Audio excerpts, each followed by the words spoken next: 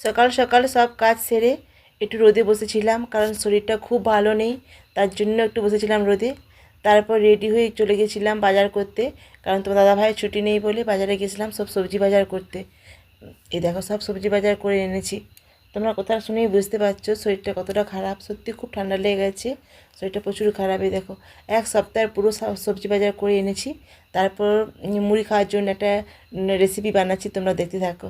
এই দেখো ফুলকপিকে প্রথমে সেদ্ধ করে নিয়েছিলাম নুন জল দিয়ে, তারপরে আর কি আদা রসুন বাটা, লঙ্কা গুঁড়ো, ধনে গুঁড়ো দিয়ে একটু মিক্স করে নিয়েছিলাম।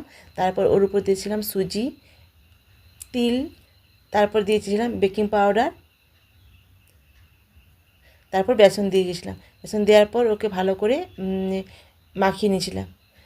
সো এখন তো সবার বাড়িতেই ফুলকপি আছে, তোমরা পারলে একবার এভাবে বানিয়ে খেয়ে দেখো, খুব সুন্দর লাগবে। কারণ আমি বানিয়ে খেয়েছিলাম তো। দেখো তারপর তেলে ভাজা করে নিয়েছিলাম, একটা একটা করে ছেড়ে দিয়েছিলাম।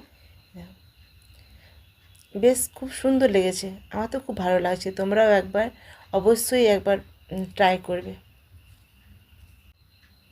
খুব সুন্দর হয়েছে, দেখতে কেমন লাগছে তোমরা কিন্তু অবশ্যই জানাবে।